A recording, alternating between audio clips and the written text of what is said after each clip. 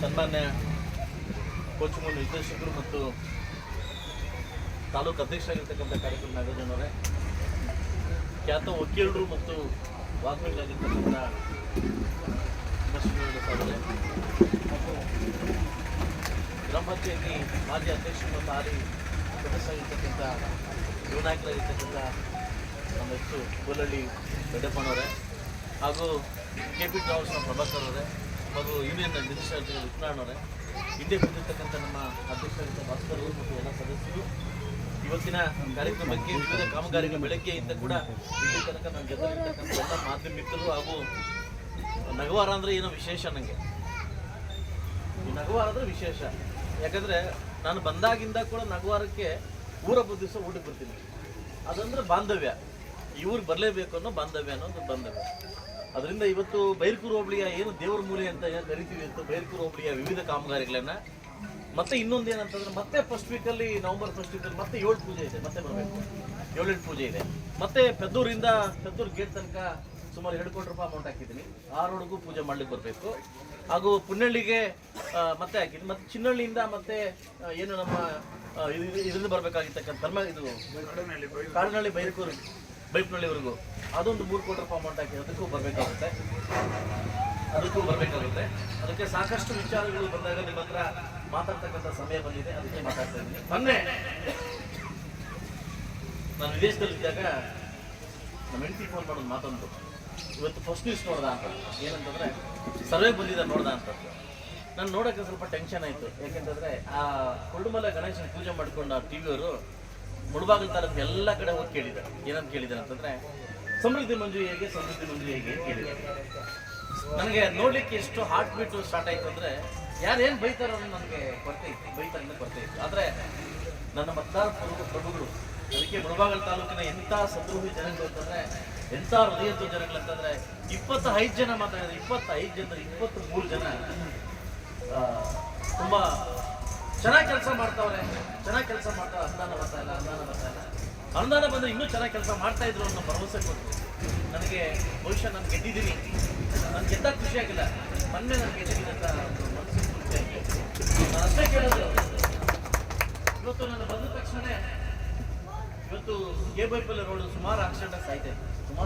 Daily KBPL road ಇವತ್ತು highway ಥರ ಮಾಡಿದ್ರು.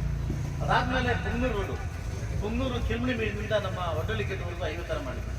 ಅದಾದ್ಮೇಲೆ ತಾಯ್ಲೂರು ಇಲ್ಲಿಂದ ಸೊಂಡ್ರಪಾಳೆ ತನಕ ಹೈವೇ ಮಾಡಿದ್ವಿ. ಅದಾದ್ಮೇಲೆ KGF ರೋಡು ನಮ್ಮ 0 ಇಂದ ಅಪ್ ಟು ಚಿಕ್ಕುಂಟಳ್ಳಿವರೆಗೂ ಹೈವೇ ಮಾಡಿದ್ವಿ. ಹಾಗೂ ಇನ್ನು ನಮ್ಮ ಕೂಕುಂಟೆ ನಮ್ಮ ಆಂಧ್ರ ಗಡಿವಾಗ್ಲು ಅದನ್ನು ಹೈವೇ ಮಾಡಿದ್ವಿ. ಇವತ್ತು ಸಂಪರ್ಕದಲ್ಲಿ ಇರ್ತಕ್ಕಂಥ ಏನು ಟೌನ್ ಬರ್ತಕ್ಕಂಥ ಏನು ಹೊಸ ರೋಡ್, ಎಲ್ಲ ರೋಡ್ಗಳಿಗೂ ಅಮೌಂಟ್ ತಂದು ಟ್ರಿಪಲ್ಆರಿಂದಾಗಲಿ ಎಲ್ಲ ಸ್ಕೀಮ್ಸ್ ಸ್ಕೀರಾಗ್ದಾಗಲಿ ಅಮೌಂಟ್ ತಂದು ಕೆಲಸ ಮಾಡೋಕ್ಕೆ ಚಾಲನೆ ಕೊಟ್ಟಿದ್ದು ಕೆಲಸ ನಡೀತಾ ಇದೆ. ಅದಾದ್ಮೇಲೆ ನಾನು ಹಳ್ಳಿ ಕಡೆ ಸ್ಟಾರ್ಟ್ ಮಾಡಿದ್ದೀನಿ. ಹಳ್ಳಿ ಕಡೆ ಎಷ್ಟು ಆಗುತ್ತೋ ಅಷ್ಟು ಭಗವಂತ ನೀವು ಕೊಟ್ಟಿರ್ತಕ್ಕಂಥ ಒಂದು ನಾನು ಶಕ್ತಿ ಮೀರಿ ಕೆಲಸ ಮಾಡಿ ಕಿತ್ತಾಡಿ ನನಗೆ ಬೇಕು ಕೊಡು ಅಂತ ಗಲಾಟೆ ಮಾಡಿ ತಗೊಂಡ್ಬರ್ತಾ ಇದ್ದೀನಿ. ಆದರೂ ಸಾಕಾಗ್ತಾ ಇಲ್ಲ. ಭವಿಷ್ಯ ಭಗವಂತ ಏನಾದರೂ ನಾನು ಓಡೋ ಫಾಸ್ಟ್ಗೆ 1 ವರ್ಷ ಸರ್ಕಾರ ಸಿಕ್ಕಿದ್ರೆ ದಯವಿಟ್ಟು ಜೀವನ ಪರ್ಯಂತ ನೀವು ನೆನೆಸ್ಕೊಬೇಕು ಅಂತ ಕೆಲಸ ಮಾಡಕ್ಕೆ ನಾನು ರೆಡಿ ಇದ್ದೀನಿ. ಆದರೆ ದರಿದ್ರವಶ ಇಂಥ ಸರ್ಕಾರ ಸಿಕ್ಕಿರೋದು ದರಿದ್ರವಶ. ನಮಗೆ 72 ಜನ ಹೊಸಬರು ಶಾಸಕರು ಏನು ಆಸೆ ಇಟ್ಕೊಂಡು ಬಂದಿದ್ದೀವಿ. MLA ಅಂತ ಅಷ್ಟೊಂದು MLA ಅಂತ ಇಷ್ಟೊಂದು ಅಂದ್ಬಿಟ್ಟು ಎಲ್ಲ ಆಸೆನೂ ಮಣ್ಣಾಗ್ಬಿಟ್ಟು. ಯಾಕೆ ಹೇಳಿ, ನಾವು ಅನ್ಕೊಂಡಾಗೆ ನಾವು ಗೆದ್ದಂಗೆ ನಾವು ಆಸೆ ಪಟ್ಟಂಗೆ ಸರ್ಕಾರ ಇಲ್ಲ. ಏನು ಮಾತಾಡಿದ್ರು ಗ್ಯಾರಂಟಿ ಇಲ್ಲ ಅಂತ ಹೇಳ್ತಾರೆ. 6 ತಿಂಗಳಾಗಿದೆ 2,000 ರೂಪಾಯಿ ಅಮೌಂಟ್ ಗ್ಯಾರಂಟಿ ಅಮೌಂಟ್ 6 ತಿಂಗಳಾಗಿದೆ. ಹೆಣ್ಣು ಮಕ್ಕಳು ಇವತ್ತು ಅರ್ಥ ಮಾಡ್ಕೊಬೇಕು. ಯಾಕೆಂದ್ರೆ ಇವತ್ತೇನಾಗಿದೆ ಅಂದ್ರೆ ಸಿದ್ದರಾಮಯ್ಯಗೆ ಕುರ್ಚಿ ಉಳಿಸ್ಕೊಳ್ಳೋ ಭಾಗ್ಯ, DKಗೆ ಕುರ್ಚಿ ಕಿತ್ಕೊಳ್ಳೋ ಭಾಗ್ಯ, ಉಳಿದವ್ರಿಗೆ ಅವನ ಇವನ ಅಂತ ಭಾಗ್ಯ, ಆ ಕಡೆ ಈ ಕಡೆ ಭಾಗ್ಯ. ಇದೇ ಇದರಲ್ಲಿ ಅವರ ದಿನನಿತ್ಯ RSS ಗುಂಡಿ ಚೇರು ನವೆಂಬರ್ ವಾಂತಿ ಕ್ರಾಂತಿ ಇಲ್ಲ, ವಾಂತಿನಾಗಲ್ಲ.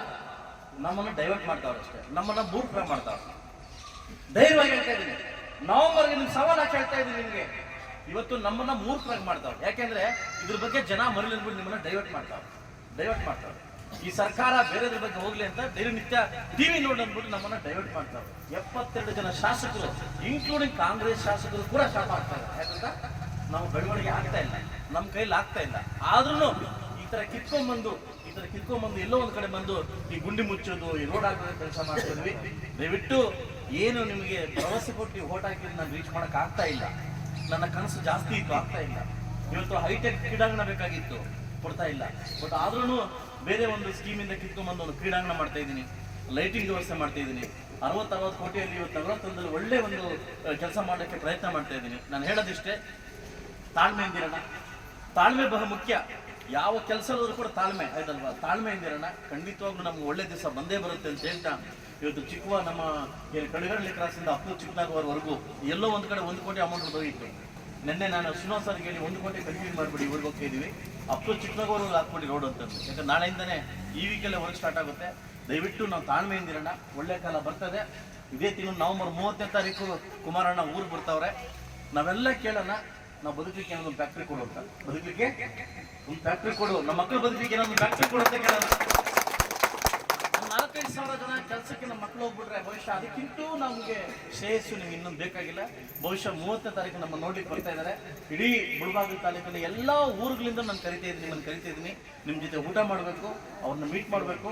ಮತ್ತೊಮ್ಮೆ ಕುಮಾರಣ್ಣ ನಮ್ಮ ಕೈ ಸಿಕ್ಕಿದ್ದಾರೆ, ಅವ್ರನ್ನ ಉಳಿಸ್ಕೊಬೇಕು ಅಂತ ಹೇಳ್ತಾ ಈ ಒಂದು ಅವಕಾಶ ಕೊಟ್ಟಿದ್ದಕ್ಕೆ ಇವತ್ತು ಊರಿನ ಎಲ್ಲ ಪ್ರಮುಖ ಮುಖ್ಯಸ್ಥರು, ವಿಶೇಷವಾಗಿ ನನ್ನ ಸಚಿವರಿಗೂ ಅವ್ರ ಕುಟುಂಬದವ್ರಿಗೂ ಎಲ್ಲ ನನ್ನ ಕುಟುಂಬದವರು ಎಲ್ಲ ನಗವಾರ ಕುಟುಂಬದವ್ರು ಕೂಡ ನಮಸ್ಕರಿಸುತ್ತಾ, ನನ್ನ 4 ಪೂಜೆ ಇದೆ, ಮಳೆ ಲೇಟ್ ಆಗುತ್ತೆ ಅಂತ ಹೇಳ್ತದೆ, ಕತ್ಲಾಗ್ತದೆ, ಇಲ್ಲಿಂದ ಹೋಗ್ಬರ್ತೀನಿ ಅಂತ ಹೇಳ್ತಾ ಇಲ್ಲಿವರೆಗೂ ಸಪೋರ್ಟ್ ಮಾಡ್ತಕ್ಕಂಥ ಎಲ್ಲ ನಾಯಕರಿಗೆ ಹೊಂದಿಸ್ತಾ ನಾನು ಒಂದು ಮಾತನ್ನ ಹೇಳಕ್ಕೆ ಇಷ್ಟಪಡ್ತೀನಿ.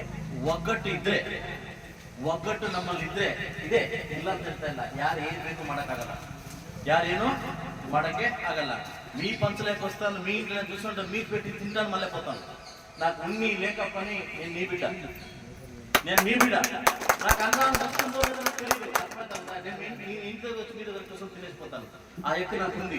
అయినా కూడా నేను తర్లా పట్టేది, అట్రాసిటీ కేసులు ఎత్తిచ్చేది, తర్లా పట్టేది, వాళ్ళకి ఎత్తిపెట్టేది, ఆప్షన్లు ఎత్తిపెట్టేది తప్ప నేను చేసేది.